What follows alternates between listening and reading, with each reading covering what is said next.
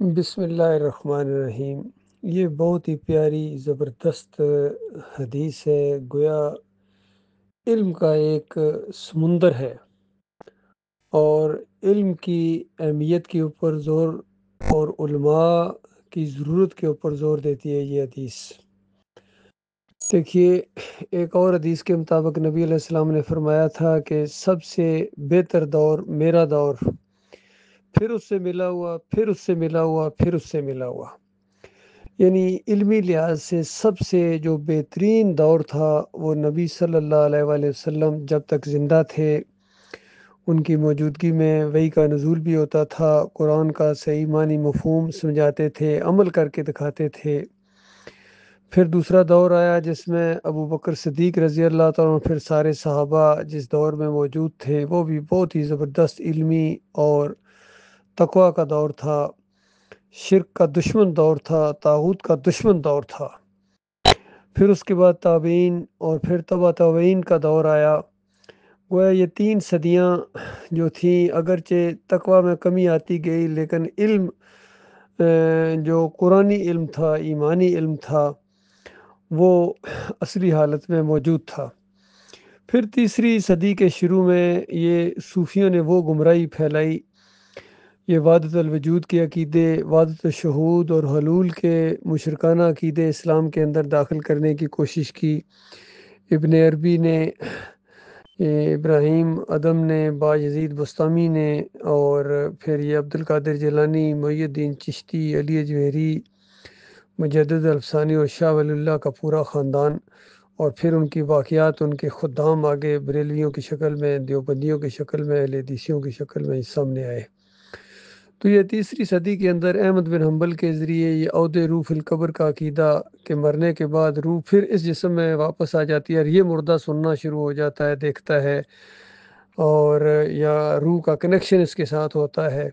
تو یہ جو گمراہی قبر پرستی کی بنیاد پڑی ہے، اس کو پھر آگے بڑھایا ابن تیمیہ نے، ابن قیم نے، ابن حجر اسقلانی نے، اور امام نووی ہو گئے، یہ جتنے اعلیٰ حضرت ہوں یا ابو الاعلیٰ ہوں یا ڈاکٹر اسرار ہوں یا آج کے یہ علی انجینئر مرزا طارق جمیل ہوں یا طاہر القادری ہوں، فضل الرحمان ہوں یا منور سلطان ہوں،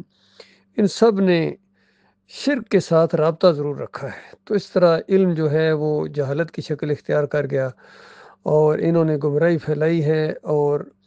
نام اس کا علم کا دیا ہے، کیونکہ یہ مدرسوں کے فارغ التحصیل ہیں۔ ان مدرسوں کے اندر جو شرک اور کفر کے اڈے ہیں، فیکٹریاں ہیں، جو یہ اپنی ایک خوبی سمجھتے ہیں، حالانکہ یہ صحیح معنوں میں خامی ہے۔ یہ معاملہ ہے جب کفر و شرک پھر اپنی بلندیوں پر پہنچا، ہر طرف اندھیرا چھا گیا، تو اللہ تعالیٰ نے انسانیت کے اوپر رحم فرمایا، اور اس دور کے اندر ایک صحیح معنوں میں عالم دین، مجاہد عالم دین، موحد عالم دین توحید کی دعوت کو لے کر اٹھے۔ ان کا نام ڈاکٹر مسعود الدین عثمانی رحمۃ اللہ علیہ۔ انہوں نے کفر و شرک کے اوپر ایسی چوٹ ماری اور اس کی جڑ کے اوپر تیشہ چلایا، اور یہ سماع موتا کے عقیدے کو، حیات نبی فی القبر کے عقیدے کو، عرض اعمال علی النبی کے عقیدے کو شرک کی جڑ قرار دیا، اور اسی طرح یہ جو وحدت الوجود ہو، وحدت الشہود ہو، حلول ہو، اس کو شرک کے ستون قرار دیا۔ اس طرح اپنی کتابوں کے اندر جو اگرچہ مختصر ہیں لیکن بہت ہی زیادہ، جس طرح دریا کیا سمندر کو کوزے میں بند کر دیا۔ ایمان خالص قسط اول کے اندر انہوں نے یہ سارے صوفیوں کا پوسٹ مارٹم کیا، ان کے باطل عقائد کو رد کیا، قرآن و حدیث کی روشنی میں ہر شرک کے دروازے کو بند کیا۔ پھر ایمان خالص اس دوم کے اندر ان علماء کے جتنے یہ باطل عقیدے تھے، خاص کر عود روح فی القبر کا مشرکانہ عقیدہ، اور یہ مردہ سنتا ہے، دیکھتا ہے، پہچانتا ہے، ان ساری باطل اور یہ گڑھی جتنی منکر روایتوں کے ذریعے یہ عقیدے پھیلائے گئے تھے، ان کی بھی بالکل نشاندہی کی ڈاکٹر عثمانی رحمۃ اللہ علیہ نے۔ پھر وفات النبی کے اوپر پورا ایک کتابچہ لکھا، تعویذات گنڈے کے اوپر کتابچہ لکھا، واسطے اور وسیلے کے اوپر ایک کتابچہ چھوٹا سا لکھا، فلاح کے راستے کے اندر شرک کی قسموں کی نشاندہی کی،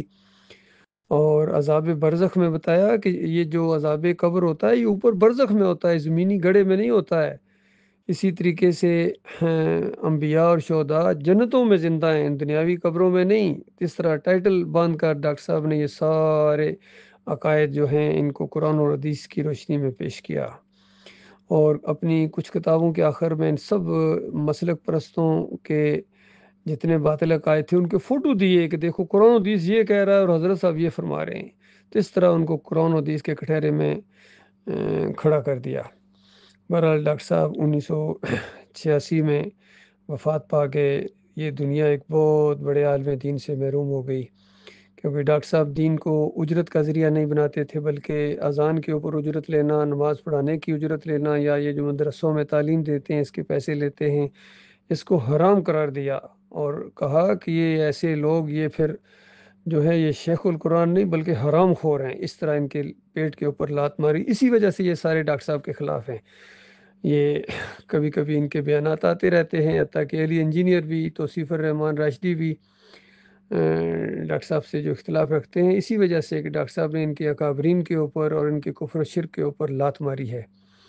تو یہ معاملہ ہوا ہے اللہ کے بندوں۔ بہرحال حالات جس طرح پہلے بدلی ہوئے تھے یہ حالات بھی ایک جیسے نہیں رہے ہیں۔ 2017 کے اندر آ کے ڈاکٹر صاحب کے بعد جو امیر جماعت بنائے گئے تھے محمد حنیف، انہوں نے پھر سجدہ تعظیمی کا شرک جماعت کے اندر گھسا دیا، علم کو جہالت کے اندر مجاہدوں کو مجاور بنا دیا، اور اس طرح جماعت پھر مشرک بن گئی۔ تو یہ جتنے یہ حالانکہ بڑے بڑے سمجھے جانے والے تھے، منور سلطان ہو گئے، عبداللہ عمر دورانی ہو گئے، قاری خلیل الرحمان ہو گئے، چودھری اشرف ہو گئے، حکیم رمضان، یہ جتنے تھے انہوں نے اللہ کی کتاب کو پیچھے کر کے اس گمراہی اور جہالت کو اختیار کر لیا محمد حنیف کی وجہ سے۔ اور جو کچھ دو تین اور یہ گروپ بن گئے، ان کے اندر بھی اختر بیگ صاحب نے کوئی ڈگری حاصل کی، یا دوسری طرف یعقوب علی اہل علم سمجھے جاتے تھے، لیکن ڈاکٹر صاحب سے انہوں نے اختلاف کیے۔ فیاض محمود باجوہ بھی اپنے آپ کو بہت علم والے سمجھتے ہیں، لیکن ڈاکٹر عثمانی رحمۃ اللہ علیہ کی کتنی چیزوں سے اختلاف کر کے انہوں نے اپنے آپ کو پھر گروپ بندی کے اندر شامل کر دیا ہے۔ تو یہ بہت مشکل ہو گیا ہے صحیح علم حاصل کرنا۔ بہرحال میں نے اپنی حد تک کوشش کی ہے، جہاں جہاں تک یہ آواز پہنچی ہے کہ اگر کسی کو صحیح معنوں میں علم حاصل کرنا ہے تو ڈاکٹر مسعود الدین عثمانی رحمۃ اللہ علیہ کا لٹریچر پڑھے، اور یوٹیوب کے اوپر ان کے بیانات ہیں۔ سوال و جواب کی ایک کتاب بھی باقاعدہ مرتب ہو چکی ہے۔ تو یہ ساری چیزیں بہت ہی زیادہ علمی خزانہ ہیں،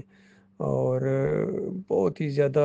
یعنی قرآن و حدیث کی صحیح تشریح کی ہے اللہ کے اس بندے نے۔ یہ اللہ کی طرف سے ہوا ہے، یقین کیجئے اللہ تعالیٰ نے اپنی قدرت دکھائی ہے۔ میں تو سمجھتا ہوں مالک نے رحمت فرمائی ہے کہ انبیاء کا سلسلہ ختم ہو گیا تھا، آخری نبی محمد صلی اللہ علیہ وآلہ وسلم آج سے 1500 سال پہلے آ کے دین کی مکمل یعنی تشریح کر کے وفات پا چکے، اور ان کے بعد صحابہ کی زندگیاں محفوظ ہیں، نبی علیہ السلام کی زندگی محفوظ ہے، ان کی حدیث محفوظ ہیں۔ تو جس نے صحیح معنوں میں قرآن اور حدیث کا مطالعہ کرنا ہے، یا تو خود قرآن و حدیث سے علم حاصل کرے، اور اگر کسی معاملے میں چیز سمجھ نہیں آتی ہے تو جس طرح قرآن کا یہ حکم ہے کہ اہل علم سے پوچھو، تو اس دور میں اہل علم ڈاکٹر مسعود الدین عثمانی رحمۃ اللہ علیہ بالکل، جنہوں نے ذرہ برابر کوئی لچک اور جھول نہیں دکھائی ہے کسی معاملے کے اندر، اور یہ ان کا فقرہ بہت مشہور ہوا کہ ایک ہاتھ بھی ہماری حمایت میں نہ اٹھے، ایک آواز بھی ہم آواز ہونے کے لیے تیار نہ ہو، تب بھی یہی حق ہے۔ تو لہٰذا جس معاملے میں انہوں نے قرآن و حدیث کی تفسیر کی ہے، تشریح کی ہے، وہ بالکل حق ہے۔ چاہے یہ سجدہ یوسف کے معاملے میں ہو، بتایا یہ سجدہ شکر تھا، وَخَرُّوا لَهُ سُجَّدًا، لہو کی ضمیر اللہ کے لیے ہے، اور یہ سارا خاندان اللہ کے سامنے سجدہ ریز ہو گیا۔ اور یہ جو چاہے ابن کثیر ہوں، یا ڈاکٹر اسرار ہوں، طاہر القادری ہوں، یا علی انجینئر صاحب ہوں، یا محمد حنیف ہو، عبداللہ عمر دورانی ہو، قاری خلیل الرحمان ہو، منور سلطان ہو، ان کے عقیدے شرکیہ ہیں، یہ انہوں نے شرک کی طرف جھکاؤ کیا ہے، ان کا ایمان صحیح نہیں، اس طرح ڈاکٹر صاحب نے فتویٰ لگایا۔ اور پھر یہ چاہے ملائکہ کے سجدے کا معاملہ ہو، اس میں بھی بتایا کہ 7 جگہ حکم موجود ہے، اور یہ سجدہ کیوں کرایا گیا یا کیسے ہوا، اس کی تفصیل اللہ تعالیٰ نے بیان نہیں کیا ہے، متشابہات میں ایسے لگتا ہے، لہٰذا جتنی بات اللہ نے بتائی ہے اتنی ہم مانتے ہیں، اس سے آگے جو بڑھتا ہے اس کے دل میں زیغ ہے۔ تو یہ ساری چیزیں کھول کھول کے ڈاکٹر صاحب نے بیان کی ہیں، تاکہ یہ ایمان اور اسلام کے لیے ویڈیو کا استعمال بھی ڈاکٹر صاحب کہتے ہیں بالکل جائز ہے اور کسی حدیث کا انکار نہیں ہوتا ہے۔ تو اندازہ لگائے کتنے فہم و فراست والے تھے اور کس قدر دور اندیش تھے، اور بہت زیادہ ان کی کوشش تھی کہ یہ ایمان کی دعوت ہے یہ پوری دنیا میں پھیلے۔ اور ایک سوال و جواب کے سیشن میں کہا کہ یہ ایمان کے معاملے میں ہمیں بال برابر کوئی نئی معاملہ ہے، اس پر قسم کھائی جا سکتی ہے، اور آنکھوں میں آنکھیں ڈال کے انہوں نے للکارا ہے پورے ان طاغوتوں کو۔ تو اللہ تعالیٰ اس ایمان کی شمع کو بجھنے نہ دے مالک،